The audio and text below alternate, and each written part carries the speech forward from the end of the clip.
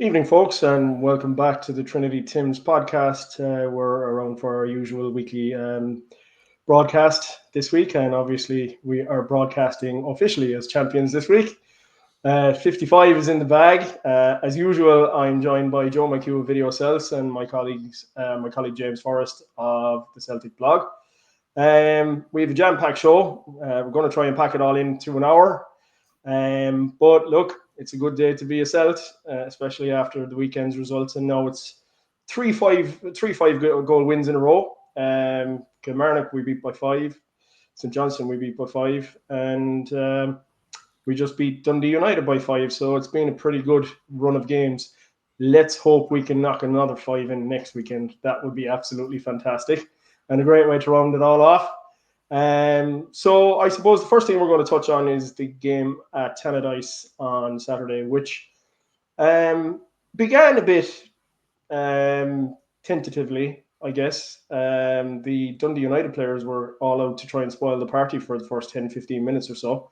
We didn't seem to be able to get out of our halves. And then obviously the fans disrupted play with their little protest about Dundee United taking their hard-earned money, which, to be fair, I don't know what you guys think, but it was an effective protest considering what the Dundee United board did to jack up the prices for the Celtic fans, which was really unfair, considering I think it was just taking total advantage of the Celtic fans. But the game itself, look, what can you say? It was 5-0. It was a good, solid all-round win. Some great moves. That pivot by Arnie Engels was fantastic, where he knocked the ball out to Dyson Maeda to get the second goal, which Nicholas Kuhn bagged. Kuhn seems to be back on form somewhat. We'll have to ask the lads who he was telling to shut up when he scored anyway, whether it was the Celtic fans, the media, or the Dundee United fans, I don't know. But in terms of the overall results and the overall performance, it was excellent. Adam Ida, we touched on that subject last week. Adam Ida did exactly what we expected he'd do, where he's had these little barren patches. He's come back, he scored a goal, and then he's bagged a few. And he's just done 3 goals in 2 games, which shows that all that's, I suppose, missing from his game and what he can really work on next season is consistency. If he can get that consistency in those gaps, he could be, as James said in his article there on him after the weekend, that he could easily be a 30-goal player next season. So we will move on to the guys and get their opinions on the game. I'll start with you, James. What did you think of the performance on Saturday at Tannadice? Oh, dominant, absolutely dominant. Exactly what we needed to deliver. As you say, that's 3 5-0 wins in a row since Rodgers took them all in the dressing room and gave them a rap on the knuckles. You can tell already that it wasn't a Baza-style rant that he gave them. He's basically said to them, look, you guys have got standards. We're not maintaining these standards right now. Let's go. What's the problem? And you can tell that we're back to where we were at the start of the season when we were regularly knocking in 4 or 5 goals a game. It's when you look at the players in particular who stepped it up. We talked about Nicholas Kuhn, and I didn't know if Nicholas Kuhn would even start the game. But he was exceptional. He was back to his best. Big Ida came on and been brilliant again. And that's a difficult thing to ask somebody who's played well in the last game and then got dropped to the bench. And you're asking him to come on as a sub this time and find the same level, and he's done it and then some. So, yeah, I mean, whatever Rodgers and the players have hashed out, it has worked. Everybody's back playing at the same kind of pace and aggression and closing down and everything else that they were doing at the start of the season. It was just so easy. And that's against a team that's playing for a place in Europe. So there was no question that they came and laid down to us, or, weren't they intending to try and spoil the party in some way. They had things at stake, and we still made it look very easy. But I think it seems to be the pattern over the last few games has been that once we scored that first goal, the floodgates seem to open. And teams just can't seem to cope with us once we get that first goal. And I suppose one thing that stood out to me about the game on Saturday was, although Dyson Maeda himself didn't score, his contribution again was second to none. I mean, those two crosses from the wing to get the two opening, the 2 goals from play, we'll say, aside from the one from the corner, were fantastic balls. And it just goes to show what an all-round contributor he is. to the team. You know, even if he doesn't score goals, he's still chipping in there with assists, which is fantastic. His consistency levels are just off the scale, and he really showed that again on Saturday, despite not scoring a goal. And I hoped that he would, but then at the same time, I hoped that Adamaida would. So, you know, you win some, you lose some. You can't always get them all scoring at the same time. And I was happy to see Nicholas Gunn come back and, you know, score a couple of goals and get back on form. He's up to 20 now as well, so he's had an absolutely fantastic season. But yeah, you're right. I mean, there was stuff at stake there for Dundee United. They have a European position to play for. They have done well when you consider that they've come up from the Championship and this is their first season back after the Championship. And Jim Goodwin has done a good job with him. He's recovered well from the poor Aberdeen. Absolutely, he has. He has. He's done a good job there, and I think with a bit of funding in the summer and a couple of good acquisitions, he could be knocking around the top four easy if he wanted to do that. So we go to Joe. Joe, your opinion there on the game on Saturday. How did you feel it went for Celtic? I suppose there isn't much you can say negative about it anyway, that's for sure. It's very impressive how they've managed to raise the bar again.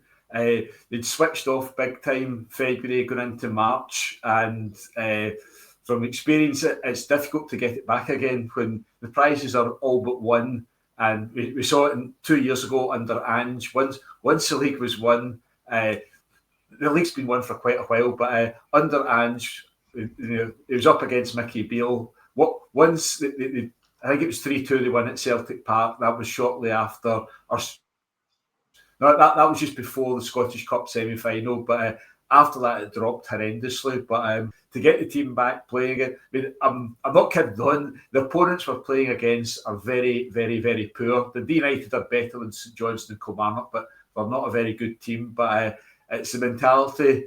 Rodgers questioned the mentality after St Johnstone, but they found the right mentality, the winning mentality to come back. And it would be difficult to pick any flaw in the team on Saturday. Everyone performed well, and the second goal was just outstanding. That's exactly the form and the way we want to play on Sunday at Ibrox. A quick ball from the goalkeeper. Engels takes it, a quick turn, pings it out left, Maeda in tons of space. And as soon as the ball went to Maeda, Kuhn and also Alistair Johnson ended up running to the front post, but the ball went behind and it was Kuhn that put it away. So that's exactly what we want to see on Sunday. Very impressive that they've got their game back together again. 5 good goals. It could have been 6 or 7 United if after 14, 15 minutes of playing quite well, a few tangerines come onto the park. Those tangerines wouldn't have been on the park if they'd only charged Celtic £34, £35. But if that causes your team to go into a tailspin, that's pretty worrying. But thankfully, and it'll be interesting. There's very little time between the first and second goals in recent weeks. Once the first one goes in, the second's soon after. And if we're setting a pattern of being 3 or 4-0 up at half time, I hope it continues. So a great performance. The goalkeeper's looking well. The goalkeeper's looking comfortable. Carter Vickers was very wobbly a couple of weeks ago, a month ago. Carter Vickers is back solid. Scales stepped in and he's sort of invisible, but that's good because you're not seeing mistakes. When there's been others playing there, it's been a bit awkward, but Scales and Carter Vickers seem to have established a good relationship, and I think central defence is all about partnerships. You could have 2 wonderful defenders, but if they can't play together, it's not much use. But Scales and Carter Vickers seem to be the business. The established 3 in midfield are working well. We've got good options in attack. It's very disappointing news on Jota. Yeah. That's a big loss. We've got 5 players that are really effective forwards. We're now down to 4, and that could be significant. Not majorly, but I'm sure we'd all prefer having Jota somewhere going to Ibrox on Sunday. But the team's got tons of confidence, and you could winning the league back at Celtic Park. A few of them are in getting awards today. They're in nominations for PFA Player of the Year. and then tomorrow they can get their working heads back on and start preparing at Lennoxtown, and hopefully they can carry this on into Sunday. So, yep, absolutely a flawless performance. They could have scored more, but I'll take 5 on Sunday as well. Thank you very much. Absolutely. Yeah, absolutely. We definitely take that if it came our way. Any of you guys read into Nicholas Kuhn's sort of what he did after his first goal and who it was he was aiming it at? Do you think it was the Celtic fans, or do you think it was the United fans or the media? Very trivial. No, and I don't know or care. It's one of those things. Players do this stuff all the time, and none of us are body language experts, and we've slagged people who've tried to be. No, as long as he is scoring goals for us, he can act however he wants after he scores them. That's fair I'm enough. perfectly happy with it.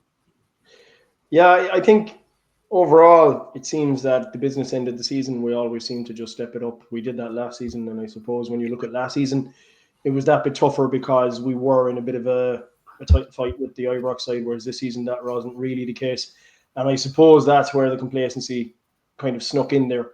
But I think based on what you said, James, it's quite clear that Brendan Rodgers had the complacency conversation with the guys, and he told them that regardless of what the position is, where we are in the table, how far ahead we are, complacency just doesn't come into it.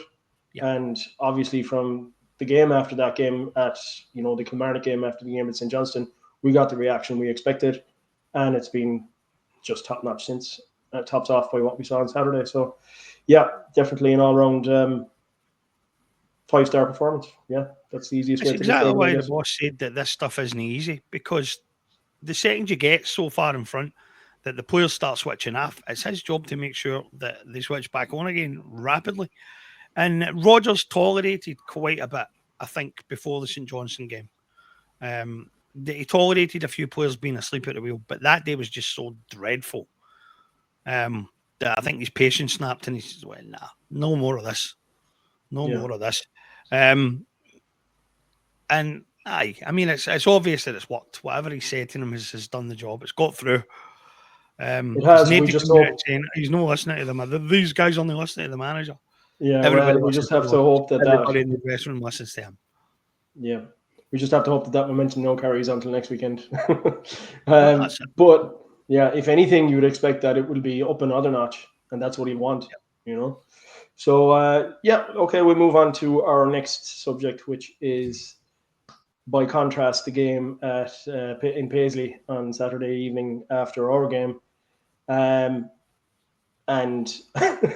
the whining and moaning of Barry Ferguson after the game, which was, look, without putting too fine a point on it, very, very childish behaviour from him, and has really shown him up to be the amateur that he is. I mean, pissing and moaning about the fact that the players won't listen to him.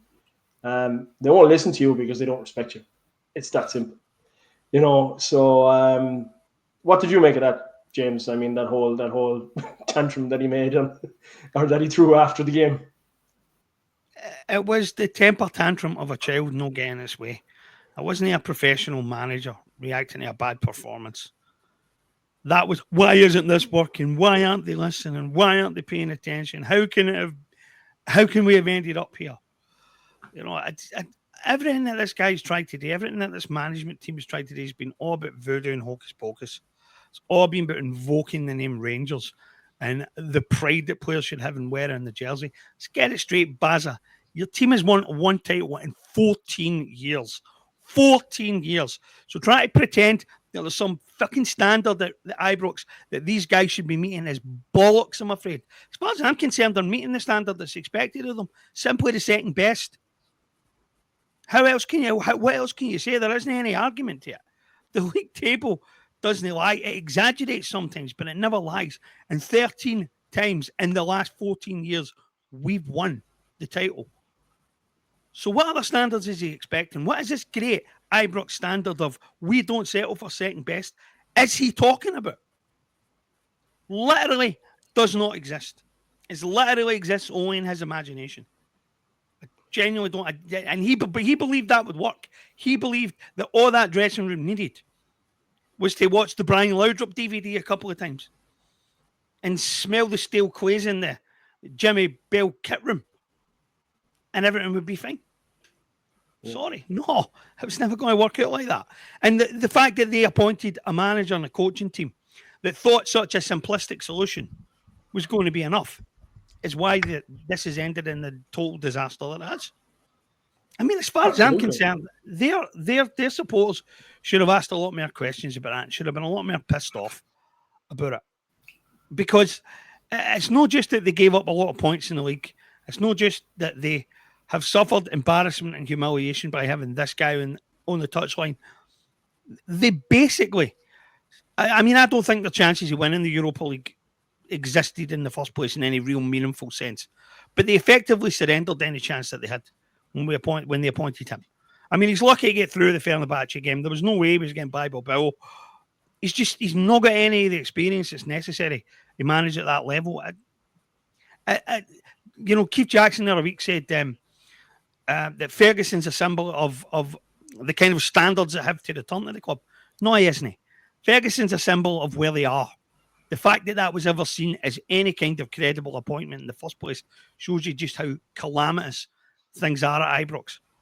That somebody actually thought that was an answer. It was never an answer. It was like, as I said in a piece the other day, it's like if a Celtic fan thread did a most hilarious possible Ibrox scenarios thread. That would have been high on the list at the start of this season. The season ends with Barry Ferguson in the dugout. People would have pissed themselves laughing at that. Nobody would have expected it to happen. And here we are. Yeah. Mad. Absolutely mad. Yeah, that's very true. But I suppose we have to make the contrast. Unfortunately for Barry, he's stuck in pre-2012. And his mindset is linked to the old club. Yeah. He just doesn't understand clearly that the new club is not the old club. And whether he wants to admit it or not, inadvertently, he has admitted that this is a different team. This is a different club because they don't go by the standards of the old club. What's your take on it, Joe? Well, it's great that the pretensions that they are the same club, the same standards, all these great successes, that's weighing down the current lot. So it's nice. It's a strange form of revenge that all this nonsense is coming back to bite them. If they started off as a fresh club and acknowledged all that, they'd be doing quite well. They've stabilised themselves in second place. They're a notch above Hibs, Aberdeen, Dundee United. So well done. But because of all this nonsense that they've got to hang on to about the one club, most successful club in the world up until 15th of December, all that is just weighing them down. And if you think that Robin Proper, Jeff Day, Mohamed Diomande, etc., have got one iota of knowledge of Billy Dodds, Neil McCann, Alan McGregor, Barry Ferguson, you're tuned to the moon. They've got these guys are unknown outside the Daily Record circulation area. Nobody in Holland, nobody in Africa, nobody in Asia gives a damn for any of these guys. And it'll be like a comedy scene seeing them coming into the dressing room. It worked for a couple of games early on. It was uber staunch to come back against Kilmarnock. It was back to reality as Motherwell won. Then you get two freaky results, and we were the victims of one of them. But I don't know if there's any club in the SPFL Premiership that's lost 2 goals in 8 successive matches. I mean, even the teams that are down struggling at the bottom, they're not losing goals like that. So there's absolutely nothing there. And Ferguson's every Friday, what a great week we've had at training. The boys are all looking good. Everybody's looking sharp. Looking forward to the game. Going to win our 5 post-split fixtures, 15 points target, and then I'll get the job, by the way, lads. And then, unfortunately, the football starts again. And it was the most horrific game imaginable on Saturday. It was an affront to sport.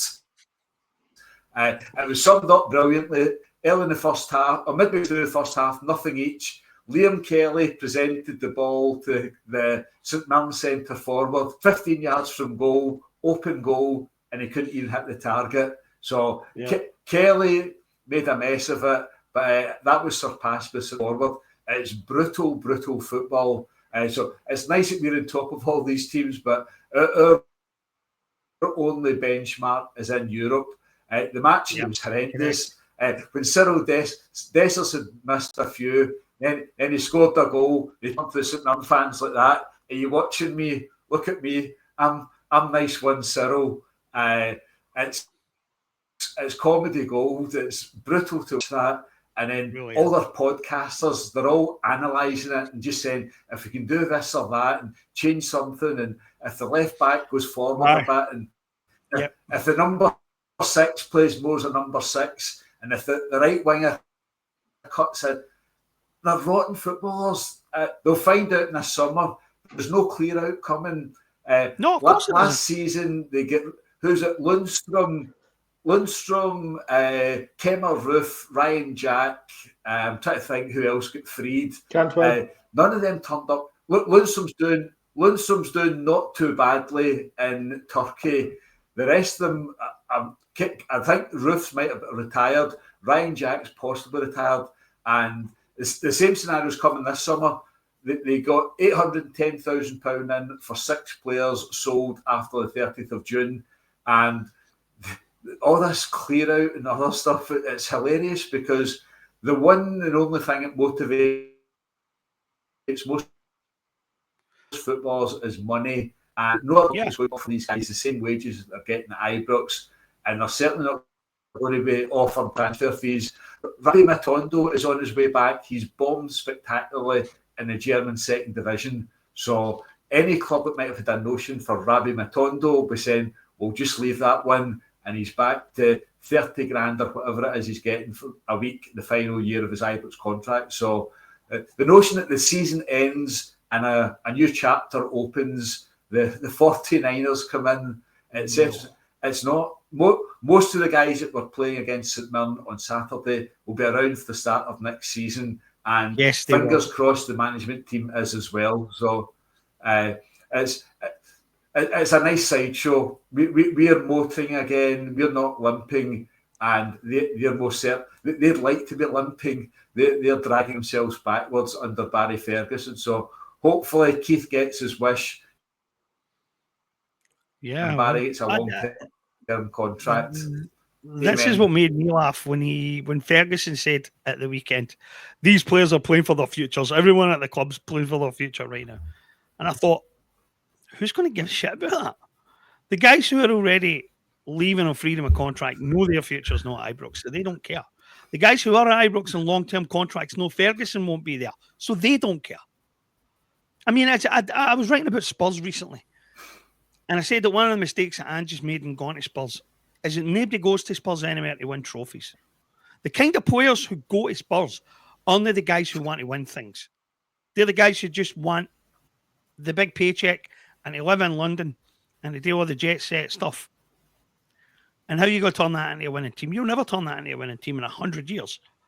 Unless that club's entire philosophy towards winning and losing changes, they're going nowhere. And that's the kind of mentality I think you've got at Ibrox now, where it's seen as a nice place to go to get a nice big paycheck. But nobody expects anything. The players go there. I mean, you said it perfectly, mate, right? These guys don't know and they don't care who Billy Dodds was, and they don't care who Alan McGregor was, and they don't care who Barry Ferguson was as a player. If these guys had managerial pedigrees, they might respect that. But in terms of these guys saying this is how it used to be here, they're like, well, one title in the last 14 years, that's not how it is anymore. And so it's not a club that winners go to. It's not a club players go to because they want to win trophies anymore. And that mentality is going to drag the whole club down. That's why when Ferguson talks about, we're playing for our futures, people are like, my future's secure, pal. I've got a 3-year deal here. I don't need to worry about my future. My mortgage is paid for the next couple of years. So it's mere hocus pocus as far as I'm concerned. And you've got guys like Tom English in the media who's expecting that they're going to sell like 8 or 9 players and replace them with the proper quality or whatever, who is buying these guys? Who is interested in buying them? They've got loser branded all over them. There's nobody's going to come in and take, because again, if winners don't go and sign for that club, then if you want to sign winners, you don't go looking at Ibrox for your players. You're looking for, if you're looking for some mid-table struggler and you're looking to try and qualify for Europe or whatever, then you would go and sign players for Ibrox. But you wouldn't pay premium for them because they're no premium players because they're no winners. They're caught in a vicious circle, and there's no way they're going to get out of it. They don't know how they're going to get out of it. In order to buy anybody, in order to spend any kind of meaningful money, they are going to have to sell half that team, and no one's going to buy that half of the team. You're right. That's the team that's going to start next season. Most of those players will still be there, and most of them will be first-team players. One of the things are the sort of team that's been doing the rounds lately, and with all of the Ibrox fans, and we ourselves went viral with them last week in that we had almost 200,000 hits over on X when they put up a clip of our podcast. First thing they said is that we're hurting, that the hurt is obvious in all of us because of the takeover that's upcoming. And I mean, I really had to laugh hard at that. We're hurting. I mean, what in God's name could we possibly be hurting about? We're just about to possibly land a treble, and we're hurting because there's a takeover happening. So yeah, I mean, thanks for the publicity, guys. Over 200,000 views and shared widely. Absolutely fantastic. We're more than grateful for it. But get one thing straight. We are not in the slightest hurting. We are not in the slightest afraid of what's coming down the tracks at Ibrox. It does not in any way, shape, or form frighten us. Okay? So we need to get that much straight. And outside of that, it really amused me that they thought that this kind of affects us in that way. That we basically we think that this is going to be our destruction, if you want to put it that way. And it's like when I said the other day there, I did an article where I said that whenever I looked at that, or I looked at those two threads and I looked at the comments beneath the threads, and the common theme in those comments was pedophilia, big jock new, all of that, pay up, pay the people what they're owed. And I kind of just came to the conclusion that, whatever happens, if this falls flat in its face, which it could, because it's still in the offing, like, they could just turn around and we'll say, look, we told you so. We told you this was going to happen, and the answer will be big jock new. Because that's the temperament. That's been their answer the last 5 or 6 times that we've made predictions that have turned out to be 100% on the money. Yeah, about that's you're the only making coherent. You're making that mistake. That'll be a disaster. Don't do that. And it's been the answer every time. Yeah, I mean, the piece I wrote last week about whose record would you stand? Whose record would you want to run on? Yeah, we've got the record. We've established ourselves as being.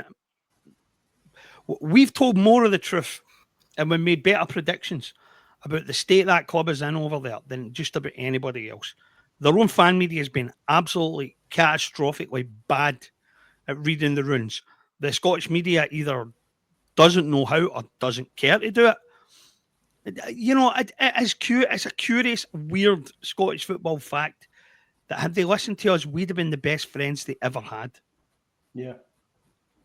And when people have on occasion asked me, are you not worried that one day they're going to listen to us? Like, no, of course I'm not. We're the last people they're ever going to listen to. Of course they're not going to listen to us, for Christ's sake. In fact, I sometimes think that it was our exposés about White and our exposés about Green, and we're basically saying, how can you trust a glib shameless liar? And, Ashley's no coming in today in it in Ibrox that he hasn't already done at Newcastle. I sometimes think it was our warnings that actually entrenched them in their positions where we're just going to defend these guys way beyond the point where that was normal or sensible. Yeah. I mean, I remember the unanimous hilarity in Celtic's cyberspace when Charles Green released his Christmas video. I mean, my God, right? There isn't a single one of us who wasn't in absolute stitches watching that absolute car crash and saying, this is who runs their club. It's like watching Donald Trump. It's like, Jesus Christ, are these people out of their minds? What are they doing? This is who runs their club now. And they loved it. And I don't know if part of them loving it was because we laughed at it and we mocked it.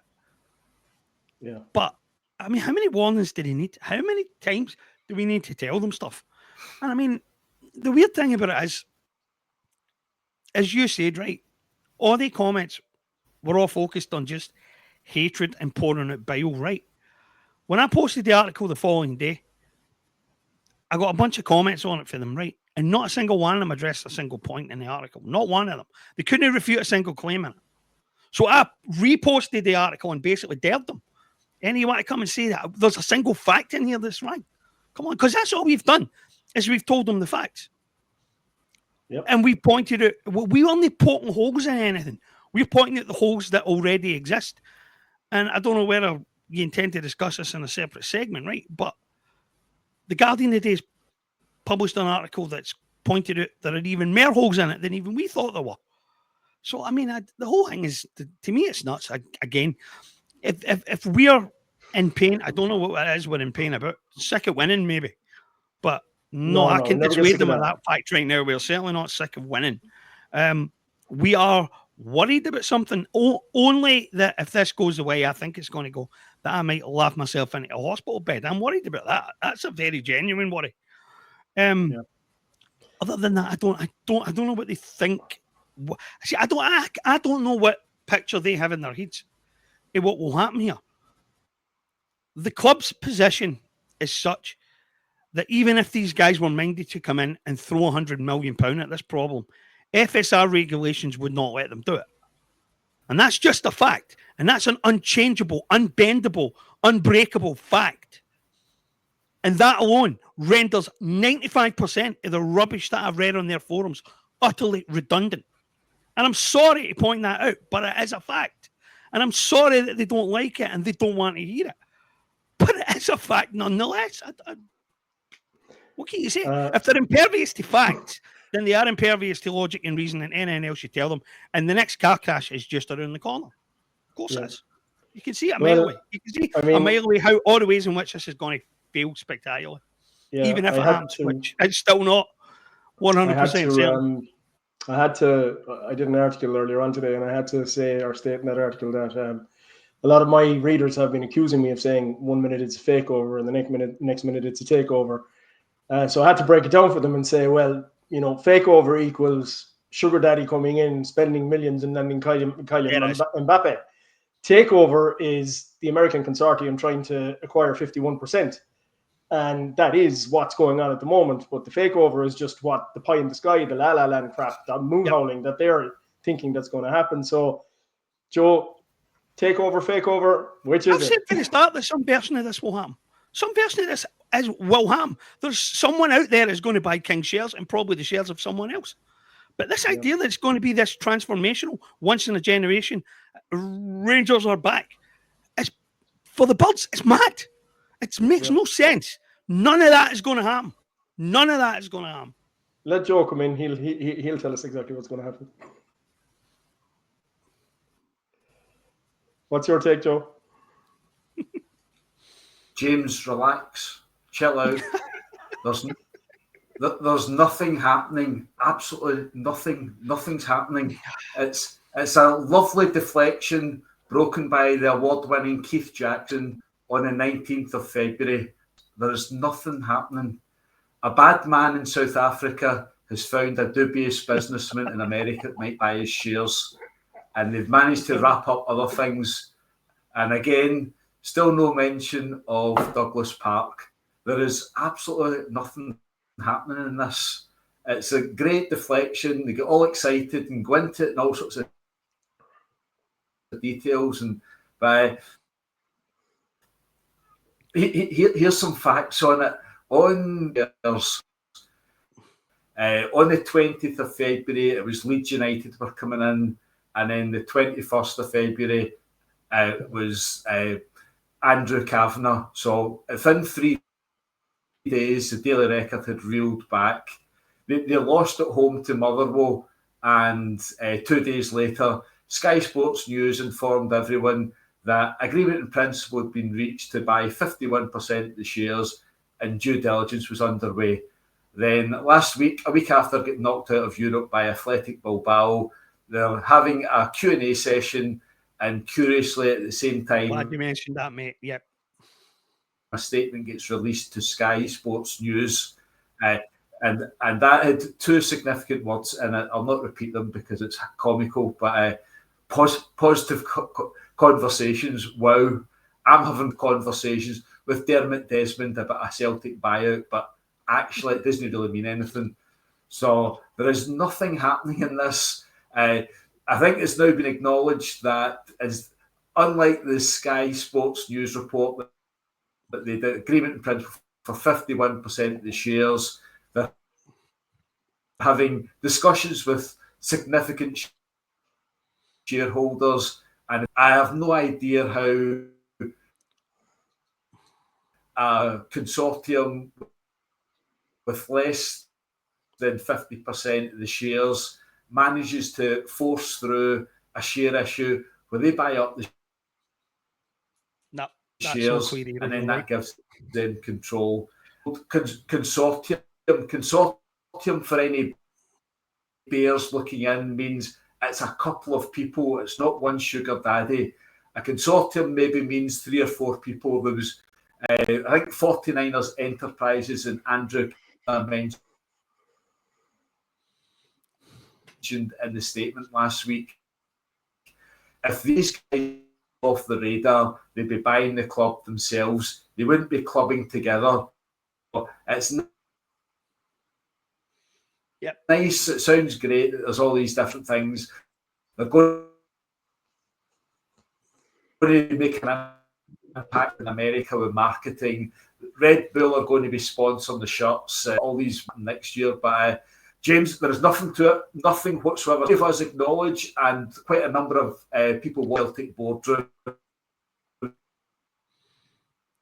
mainly the Celtic chairman. Whenever the going gets good at Celtic, he slams the brakes on and switches into reverse gear. That is all that we're worried about. The circus, the nonsense from Ibrox. Let them run with it. Let them get excited. Discuss it to death in their podcasts. Go into 200,000 pages on their forums. What is it? I think there's no tours taking place at Ibrox tomorrow, which obviously means that the 49ers are over having a tour of the stadium, etc., etc. So I think there's three more weekends left in the SPFL season. You just need to keep it ticking over until then.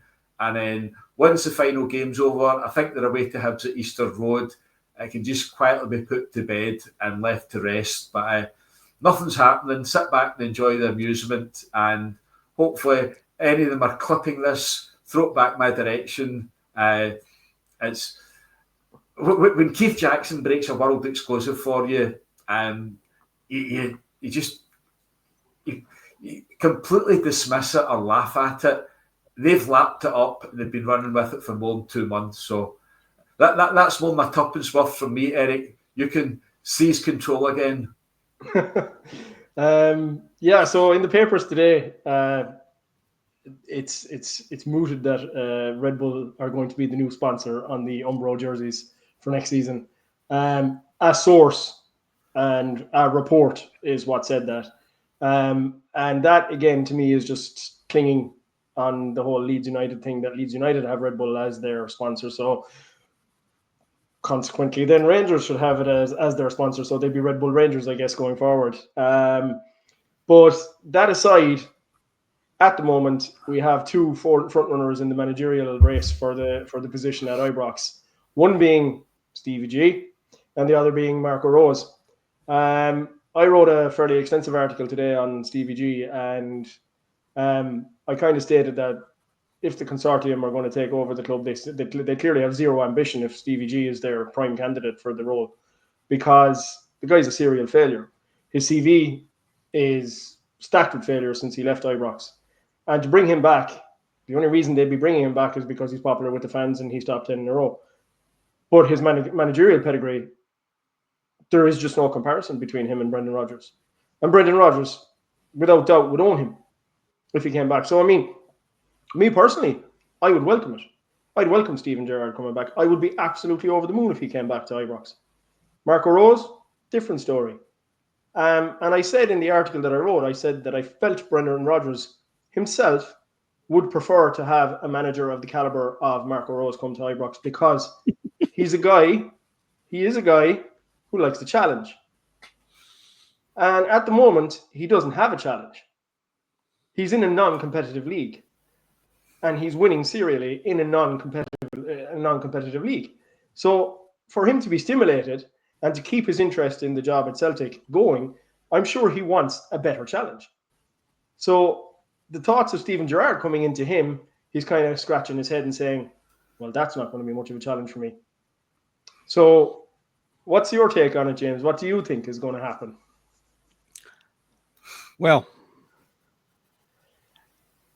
if 49ers Enterprises are going to have a say in what happens at Ibrox, and by the way, there is a major complication there which no one in the media wants to look at, and again, it's going to be down to us to talk about it, but I'll get that in a minute. If they're going to have a major say, then you may want to look at what they're doing at Leeds right now, because there's a great story that broke there today in The Guardian, in which some of their fan sites are awfully excited about because they think that David Farke is heading to Ibrox because Marath is heading over there to talk to him about maybe not being the manager at Leeds next season. Just pause for a second on that and think about how that conversation is going to go, by the way. Hi, David. I know I promised you this job for the long term, but listen, we don't want to give you it because we don't think you're good enough for the English Premier League. So here's what we propose. Why don't you just go and manage Rangers instead? And that stony silence is exactly the response that they're going to get if they try that. Exactly the response. So I think that one's fucking dead in the water. I don't think there's any probability of that happening. But the Guardian doesn't actually say that he's going to be sacked. They say that Manath is going over there to talk to him because he supports him and he's backing him and he wants to go over there and get his plan and get his blueprint and take it back to San Francisco and sell it to the rest of the board. Because this is what the papers have not said about the 49ers group. They talk about the 49ers group as if it's this unified whole that's owned by the York family and that they run everything. But as the Guardian pointed out today, 49ers group is a consortium of more than 100 different investors. And those investors are arguing with each other over David Farke and whether he should be the next guy to manage them in the Premier League. And Maratha, who's supposed to be the guy with all the power, now has to go over to Leeds and talk to him and come back and convince them why he should be the manager. Over 100 different groups, all bickering with each other. Right, so this is complicated enough on its own, right? If that's the future at Ibrox, the 49ers are going to be major shareholders and major players. But who's the major player at 49ers group? Who makes the decisions there? Who runs the show there, right? And if you can get past that little complicated exercise, think about this. If they and Kavanagh have a falling out about strategy and about the plan, which one of them makes the final decision? Who gets the final say? Or maybe that final say will be left up to the chairman who's already at the club, who they say will be staying there, or the chief executive who's already at the club, who they say will be staying there. Or maybe it'll be the new director of football who's already at the club, who they say will be staying there. All it's part of the big transformation, of course, right? So it's already looks like a shit show in the making, right? But that's not even the best thing about the article. That's not even the thing that I loved the most about the piece. That the 49ers group are all bickering with each other about whether he should be the manager. He's away to convince them. They're already talking to 3 other candidates. And one of those candidates is Giovanni van Bronckhorst, who the Ibrox club's already sacked. Now, this is the calibre of manager they're talking about for Leeds United in the Premier League. Which makes you wonder how anybody can sustain Marco Rose fantasies at this point. Or delusions about Mourinho, or, Bill Leckie the other day, on the back of some modest possibility that Red Bull might take a wee fraction of the shirt for sponsorship. It's touting Jurgen Klopp. These people are wired to the moon. Look at the candidates they're talking to for Premier League bound Leeds United. Giovanni Van Bronckhorst is one of them. The other one's Carlo Ancelotti's son. Come on. Come on. If that's the standard Leeds are going to get, what do you think the standard they're going to get is like? It's not going to be the earth-shattering appointment they think it is. They're mad, right? And again, that's not even the best part of the article. Their managerial candidates list is made up of 3 guys who are out of work or going to be out of work soon, right? And the reason for that is that they're moving to a data-driven scouting and signing system, right? Forget about a scouting department. It's all going to be about wee numbers on a computer screen. The same system, by the way, that Hearts brought in at the start of the season and just sacked their manager for implementing. You tell me this is going to work out the way they think it is. None of this is going to work out the way they think it is. And the people who are saying, but they'll increase the club's profitability and all that, guess again, because Leeds is in a shit state. Leeds has got financial sustainability regulations, right? Which mean they can only make losses of £60 million over a 3-year period. Guess what? The losses are £94 million over a 2-year period. And so they've got to comply with that in the Premier League next season. So if you want to know what the Ibrox takeover might look like if it goes through, have a look at Leeds. There's your shining example of quality leadership. They can't agree on the manager. They can't agree on what his future should be, but they agree that Giovanni Van Bronckhorst and Carlo Ancelotti's son are viable candidates for taking the job next. They're in debt. They can't possibly spend the kind of money that will keep them in the Premier League. And this data-driven signing policy is the future of the club, which no high-caliber manager is going to come in and work under. There's your future, guys. There it is. And that's your best-case scenario. Yeah. They're barmy. They're absolutely barmy. Joe, Daniel Farke, Stevie G, or Marco Rose? Or nobody? Barry Ferguson. Which is it? David Martindale or Derek McInnes. That's who you're looking at. Or more likely, that's much more likely. Barry Ferguson staying on. 100%. Aye. Marco Rose or whatever, we never in a million years would even entertain it. No matter how bad his career was going, he wouldn't be there. So relax over that one as well, James. That's as likely to happen as the 49 years. There's no credible guy, no credible manager will go anywhere near that club. Look at the nonsense you're going to inherit in the playing squad. You've got no transfer budget, and you're up against a pretty decent manager across the road. And to top no it time all to settle in and build your own thing either, by the way. Success needs to happen right away, or you're going to be sacked. Mad. Sorry, you faded out there, Joe. The Scottish media have whipped him up into expecting a revolution win in the first couple of matches. Your first couple of matches are Champions League for a true bear only. So it's Barry Ferguson, David Martindale, or Derek McInnes, and it'd be nice if they put all 3 in and kept a place for Dodsey and Neil McCann and Griegsy. But it's just so much nonsense. Good luck to them. It gives them something to hang on to. Again, they create Marco Rose this, Marco Rose that, Stevie G. Oh no, he's going to bring back Mickey Beale. All this garbage. So it's not happening. Well. It allows them it distracts them away from Celtic winning 55 titles. Celtic are a game against a team that they beat 6-0 at Hampden earlier this season, away from winning a 9th treble. But it's far more comforting to talk about and debate Marco Rose and Steven Gerrard. So again, nonsense. Watch out if you want to put a bet on. Stick it on David Martindale or Derek McInnes. Fair enough. I think that's a much more realistic scenario. I've got to say. Yeah, we move along to Keith Jackson's article today. I read it and I detect an awful lot of pain and angst and misery pouring off it, because Keith's already conceded title 56. He has. 55 is in the bag. He's already conceded title 56 because he doesn't see any hope of us stopping them.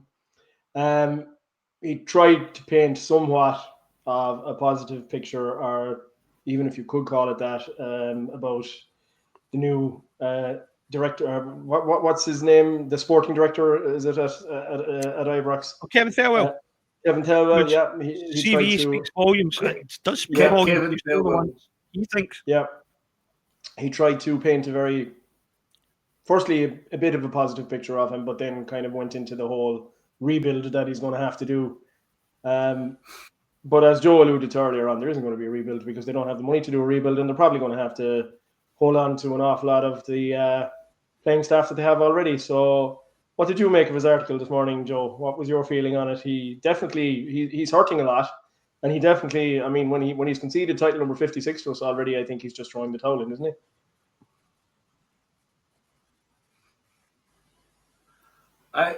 First up, a bit of recognition. Last week, Reach PLC were having their annual awards, and Keith and the lads at the Daily Record Hotline Live, they picked up an award. So well done, Keith. He's been able to transfer his skills from old-fashioned typing, print, circulation, newspapers. He's transferred that into the digital age. So the record hotline team, they beat off competition from the Star, the Express, the Sunday Mirror, the People, Rutherglen Reformer, East Kilbride News, Hamilton Advertiser, and dozens more. And Keith, you're the star man. You're the star of the show. But unfortunately for Keith, he never got down to the glitzy awards show. Daniel Caw or something, some wee guy. I think it might be a Celtic sport in the background. He likes to noise Keith up a few times. But he was down collecting the award, which looked like a sheet of paper, and that was delivered by Carol Vorderman. So Keith missed out on. He never got his picture with Carol Vorderman. So well done, Keith. Keep up the good work. Excellence in print and also excellence in the digital age with the podcast. So Keith is hurting. It's weekend 55. Celtic have won 55 titles. Never in a million years under the glory days of Sir David Murray did Keith ever envisage that he'd be reporting in Celtic winning 55 titles. So it's grim, despairing times. The Daily Record has gone the same direction as his old football club, Rangers. He doesn't get any phone calls any longer from Sir David, and his absolute terror and fear is all over that opinion piece this morning. So there's not much more to say about it. It's fantastic stuff. Keep up the good work, Keith. We all love it. Us three guys would be lost without you. And hopefully there's a long-term contract at the Daily Record for Keith to lead the record into the digital age, daily podcasts and all the rest of it. You're the man, Keith. Keep it up, right, James? Follow on. Follow. That's a hard act to follow there, James.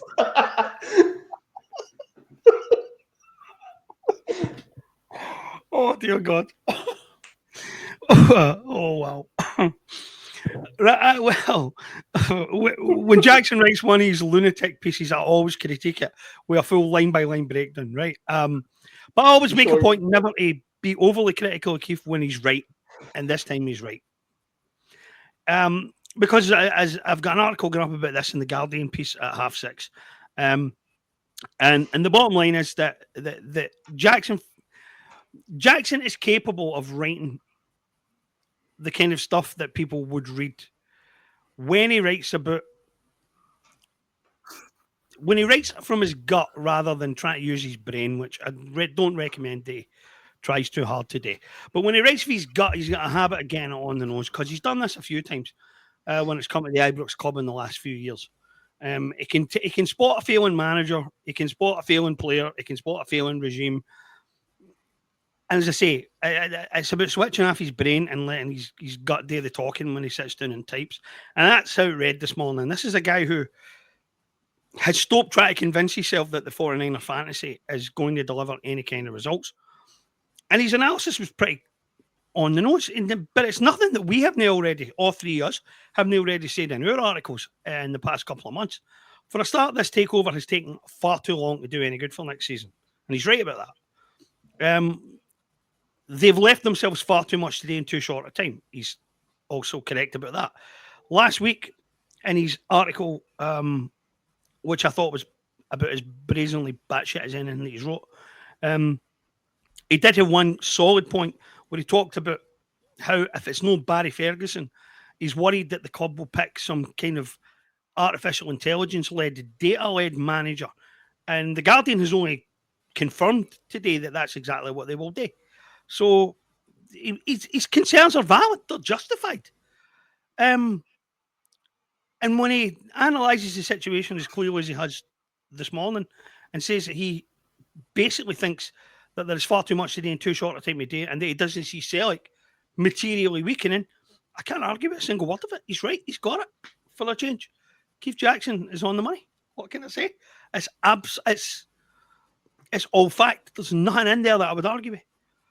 I don't want to sound overconfident, but right now I genuinely cannot see past us for next season's title, because we always talk about how two things have to happen here before the balance of power in Scottish football shifts in any significant way. And that's it. They have to massively improve and we have to go backwards at the same time, because we're heading for another 90 points campaign here. And anybody who comes in over there has got to win 30 games minimum just to keep up, just to stay in the race. And that's a problem that is really insurmountable as long as Celtic can maintain its standards and maintain its level of consistency. That's the situation that won't change, no matter what else does. They have to win a minimum of 30 games in a 38-game campaign.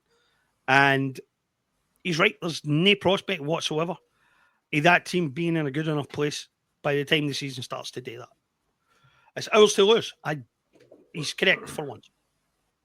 Yeah, well, I mean, the impression I got today when I read the article is that when you're in pain, the truth comes out, and the truth hurts, but that's what's coming out in his article. Doesn't matter how you get there, as long as you get there.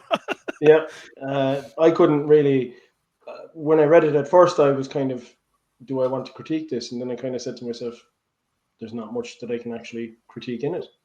It's on the money. So yeah, it's ominous for them. I don't see how. And I did an article yesterday where I said that 55, it buried that ridiculous number. It put that whole bullshit to bed. But unfortunately, whatever way you want to look at it, for them, 56 is the number that really does matter the most, because 56 is the one where not only do we push ahead of them in terms of titles won, we're already undisputedly the most successful club in Scotland. Next season, we will pull ahead of them on title 56. We'll have won more titles than them. And I think that's what's dawning on Keith Jackson. He realises that we're not going to stop it. Chris Boyd was in the media today saying that he never in a million years believed that we would ever win 55 titles, that we would ever go ahead of them in trophies. I'm going to take that tomorrow, because that was mad. Yeah. That was a mad claim to make. Yeah, yet here we are. So I think the guys in the media are getting, especially Keith Jackson, are getting somewhat, they're becoming realists in that they realise. And I made a point of saying that, and it goes back to what you were saying, James. It's very much a case of, like, even if they start to get it together, they seem to discount the fact that every season upon season, Celtic grows and grows and grows. Celtic earns more, turns over more, and achieves more in terms of, look, okay, that hasn't happened up until recently, but we achieved more this season in terms of what we did in Europe. The idea is that we'll do the same again next season. We'll achieve more. We'll push further into Europe if we can. And when you see the likes of Bodo Glimt and what they're doing, the club the size of Bodo Glimt and how small they are, and they're in a European semi-final, and based on the way they've played this season, could very well make the Europa League final. Yeah. There's no reason that we couldn't aspire to be finalists in Europe's top second-tier competition. But the Champions League is where we should be. It's where we should be. But, when you look at Bodo Glimt, it makes you wonder why we aren't doing better. So we should be doing better. But yeah, I mean, the fact of the matter is, it's ominous for them. I'm never going to say a title is in the bag, but I would say I'm pretty optimistic about 56. And that once 56 is over the line, all the myths are put to bed. Everything. There's nothing left. I always found that amusing when they talked about how the focus had to be stopping 10 in a row. And I always thought, is that the only number that matters? Because if we had won 10 in a row, we wouldn't have stopped at 10. 11, 12, 13, 14, we all followed on as a matter of course. But even in the case, well, they did stop 10. That wasn't the only number that mattered. We had 117 trophies in our sights, and then 118, then 119, then 120. We had 55 titles in our sights, and then 56, 57, and 58. And it doesn't stop just when we, you know what I mean? Their nightmare was, they might overtake us in the trophy count by getting to 118. Well, yeah, 118, and we're about to make it 119, then 120. And there's no end in sight. We could just keep going and on and adding to this and extending the gap. And that's exactly what I expect us to do. I mean, there are only 2 takeovers that have mattered in Scottish football in the last 30 years. And one was Fergus's takeover, because that set us on the path towards eclipsing every one of their records, including the ones that they've lied about. And the takeover when we did it in December. They're the only 2 takeovers that have mattered in Scottish football in the last 30 years. They're the only 2 that will matter in the next 30. Yeah. Once we're past that number, we're just going to keep extending the lead. It's not going to end just because we've done it. We're not just going to stop just because we've reached a certain milestone. There's more milestones in front of us. 5 ahead, 10 ahead, 20 ahead. And every one of them we're going to win for its own sake, for what it means for us. Not for what it means to the record books, or not for what it means to them. The ancillary benefit of just doing it over and over again is that they're going to suffer more and more pain as a consequence. But that's the additional benefit. We're doing this for us. Yeah. That's the only record that matters. 100%. So we're going a small bit over time there, guys. We'll wrap up the show with our predictions for next Sunday at Ibrox. How do you feel it's going to go at Ibrox, Joe, on Sunday? I'll wait to 10 minutes in before giving any verdict, because the last 2 games have been horrific. So anything you're saying just now is fairly meaningless. Nobody could have predicted what happened in the last 2 games. So hopefully we sit back, we don't push forward, just sit back, play the ball along. If we go forward and try and suffocate them, that's exactly the game that they want. So hopefully, surely Brendan Rodgers has learned. I might go against his principles to sit back and just hold on to possession, tempt them forward and hit them hard as we did against Dundee United. So I will wait for 10 minutes in, but if Brendan Rodgers is the elite manager that we all believe, I don't believe he's an elite manager, he's a very good manager, but he's surely learned from those 2 games. He's watched their recent matches, and everyone, they've lost 5 and drawn 1 of the last 6 games at Ibrox. Surely we can go and add another notch to Barry's bedpost. So I'll wait until 10 minutes into the game, and then I'll give any verdict then. So it's a dangerous business. I'll pass over to James for his verdict. Well, first I need to decide how much I care.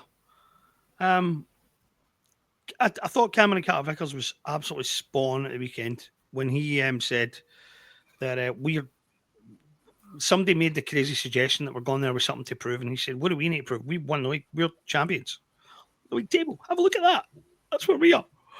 And he's right. And I mean, okay, it would be nice to go there and win and shut wee Barry up. But wee Barry's career highlights are already, he's already got his great career memories. And we can't take them away from him. He has them. They're his own. He can go to bed every night dreaming on those. But he'll wake up every morning realising that none of it was enough. That beating Celtic hasn't got him the job that he craved and hasn't gave him the recognition that he wanted. And I did say that when it happened at Celtic Park, that this is your career highlight, mate. This is as good as it's going to get for you, and I'll never get this good again. I expect us to win, but then I expected us to win the last two. The one thing that I haven't heard is Brendan making big predictions and all talk about how, we've learned what went wrong and all that. I should hope he's learned what went wrong, and I would hope he doesn't feel the need to say it this time. If we start well, we will win comfortably. But like you said, Joe, we're not going to know that till the game starts. We're not going to know it 10 minutes in. Am I confident? God, yes. Hell, yes. Why shouldn't I be? Am I very confident? God, yes. Hell, yes. Why shouldn't I be? But I know exactly how they're going to line up. I have a feeling they know exactly how we're going to line up. And you never know. You just never know. And you're going to put a number on it? We've either learned or we haven't. The mentality is either going to be right on the day or it's not. And I think more than anything else, the mentality is what has to be right. But the thing is, I have a sneaking feeling that there are a lot of people in our squad who have to decide how much they care. And that's the thing. Because there is a sort of mentality within the Celtic squad now that this is all about us and it's all about what we do and it's all about the standards that we set for ourselves. And that is both positive and a negative in terms of these games. Because what these guys are actually saying is that we treat this as just another game. We treat this as there's nothing special about playing this lot. It's just another fixture. And if they can get their heads right and get in the right headspace, then they'll win easily. But if they're going to treat this as just another fixture when the opposition is going to go hell for leather to try and win it at all costs, then we may get caught by surprise. Would you be willing to put a number on it? Eh? Put a number on it? As in what you reckon the score will be? We turn up and we play well, 2 or 3. In fact, 3 or 4, easily. It will be easy if we turn up. Yeah. Well, look, I think there's going to be 2 key factors in this game, right? I think factor number 1 is I think Barry's already crossed the line from bonkers into batshit with the players. So he also realises I think he's not going to get the job and there's nothing that he can do. Exactly. So I think that I said to you guys in the last fixture when we played them at Celtic Park that it was going to be a whole frothing at the mouth occasion for Barry Ferguson. He was going to lose his shit inside in the dressing room. He was going to have them all riled up and mental and ready to go at Celtic. And that's exactly how it seemed to transpire, right? This time around, I just don't think that the players are going to take him seriously. He'll be frothing at the mouth. He'll be all riled up. He'll be the usual, go out there and win it for, show them what we're made of, all this kind of crap. But they just won't take it seriously. And they won't take him seriously. Don't get me wrong, they want to win the game. They're professionals. Every professional footballer wants to win a game. But I just don't think that they're going to take Barry's instructions seriously. No. And I think that's going to be their undoing. In addition to the fact that I really think in the run-up to the game, Brendan Rodgers will have shown his players videos, not of the losses to them, but of the haphazard management that Barry has displayed in all of the games that they have not been involved in, that we've not been involved in. The likes of the games even that he won, the Kilmarnock game, the Dundee game, and then all the games that he lost at Ibrox. And all he has to do is show the players examples of how to get at them and how to contain them in those games. And I think that's the way he needs to approach it. It's very easy to beat them on their own patch. That's been proven time and time again by other clubs this season. Obviously, they're going to up their game against us. So, as Joe said, all we have to do is sit back and absorb it for the first 10, 15 minutes. Yeah. Let them come at us. Let them see what they can do. And then we start to play our game. We have to be conscious of what you just said there as well, right? About how many teams have went and beat them there. That's not a comfortable stadium for them when they're not playing well. Yes. That ground creates a toxic atmosphere when they're not playing well. And we need to take advantage of that from the first minute to the last.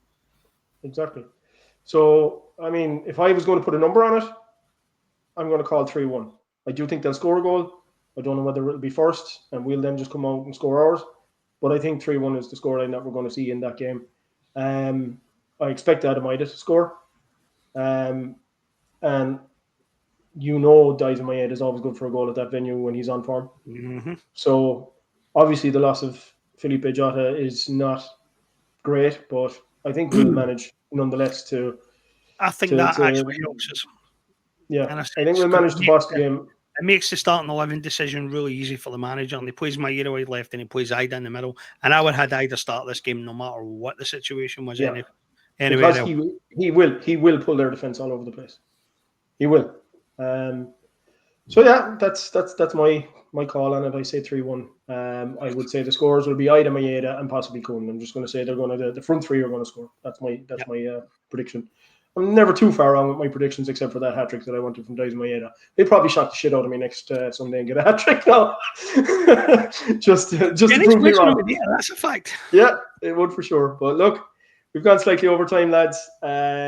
We'll wrap it up until next Monday, because obviously after Monday will be after the game, so we'll have our podcast again on Monday. Thanks again for all your contributions as usual. Thank you, Joe, and thank you, James. To our followers and our viewers, please continue to like, subscribe, and hit the thumbs up. And if you like what we do, we'll keep on growing it, and we're going to get bigger and better as time goes by. This is only the beginning for the Trinity Tims. We're coming up to the end of our first season.